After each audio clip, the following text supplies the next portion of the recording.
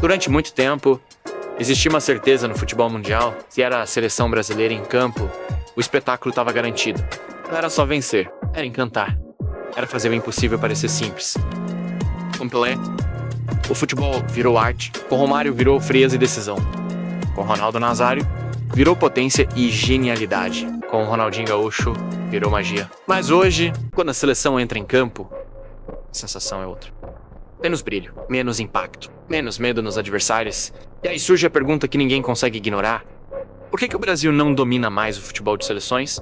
Porque enquanto o Brasil parece ter diminuído, outras seleções cresceram. E cresceram muito.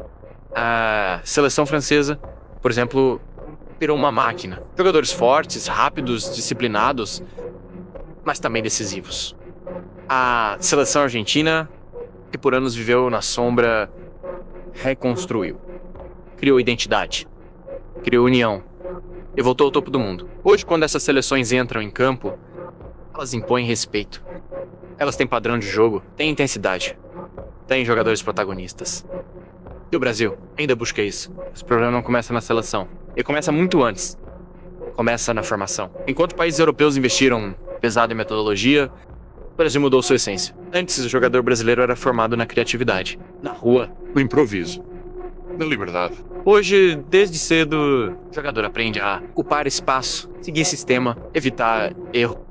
Só que o futebol brasileiro nunca foi sobre evitar erro, foi sobre tentar o improvável. E quando você tira isso, você muda tudo. Agora junta isso com outro fator, a saída precoce.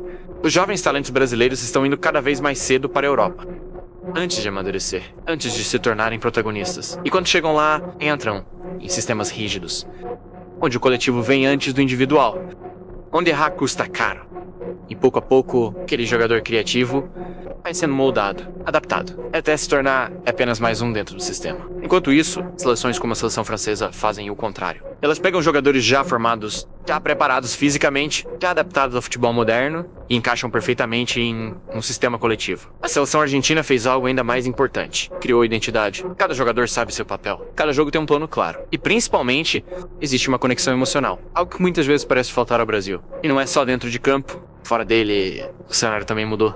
Hoje, o jogador brasileiro vira estrela muito cedo. Muito dinheiro, muita exposição, muita cobrança. Antes, o craque surgia e depois virava ídolo. Hoje, o jogador já nasce como promessa milionária. Isso pesa, porque a pressão chega antes da maturidade. E claro, talento ainda existe. Jogadores como Rodrigo, Vinícius Júnior, brilham nos maiores clubes do mundo, ganham títulos gigantes, como a UEFA Champions League, mas na seleção, a história é diferente. Porque ali não basta ser bom, tem que ser decisivo, tem que assumir responsabilidade, tem que ser o craque.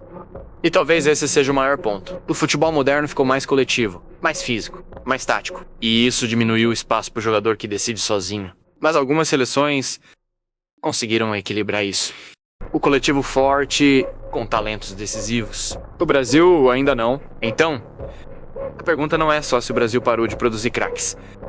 A pergunta é: o Brasil conseguiu acompanhar a evolução do futebol mundial? Porque hoje não basta ter talento. É preciso ter sistema. É preciso ter identidade. É preciso ter mentalidade. Enquanto isso não estiver alinhado, a seleção vai continuar sendo uma promessa e não uma realidade. E você acha que o problema é falta de talento ou falta de organização? O Brasil ainda pode voltar ao topo. Outras seleções já passaram na frente de vez. Comenta aqui embaixo, porque essa discussão define o futuro do futebol brasileiro. E antes de terminar, eu quero agradecer de verdade a todo mundo que tá chegando agora e se inscrevendo no canal. Vocês não têm noção do quanto isso me motiva a continuar. Cada inscrição, cada like, cada comentário, é isso que me dá vontade de vir aqui, trazer sempre conteúdos cada vez melhores pra vocês. De verdade, vocês fazem parte disso aqui. Então se você curtiu o vídeo, já se inscreve também e vem crescer junto com a gente. Tamo junto e até o próximo vídeo. Ronaldo tá vendo? Meu irmão, cara quadrado, pescoço sem nudez, cabeça raspada, tipo carangueiro. Olha lá, tem papo com ninguém. Papo com ninguém, tem desenrolo. Olha lá, testosterona gritando, comia até caverna. Olha o outro, o bruxo, Ronaldinho Gaúcho, boca de mula. Se lambendo todo, sentindo o sabor da noitada das boias anterior ainda. Estriquinado ao olho, vidrado, meu irmão. Não sei se tava puro não, mas não interessa. Isso aqui também era muita maldade no coração que eu tinha, ó. Não regala pra ninguém. Olha, porra, Adriano Imperador. Olha o tamanho do pescoço do Adriano Imperador, mano. O cara parece um Terrier, mano. Porra, aqui. A cara de maldade, você quer cara de maldade pura, mano. A cara de, porra, chefe de facção. Porra, sei lá, tropa de elite, dono do morro lá. Porra, isso aqui é mal, meu irmão. A Argentina meter brava com o Adriano Imperador, Tá maluco? Aí o Kaká a gente passa meio batido, né? Mas ainda assim, eu seleção não tinha Nutella. O Kaká que era o Nutelão da época, ele hoje seria a postura do macho alfa no meio dessa seleção de flores.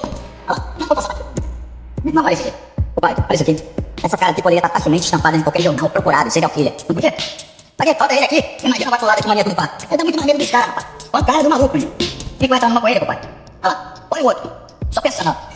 Vou ter que bolar um. Vou comer o filho do meu Deus. Olha lá. Pô, eu quero tamanho, negão. Tamanho. Porra, já vai ligar bravo com isso aqui? É ruim, meu papai.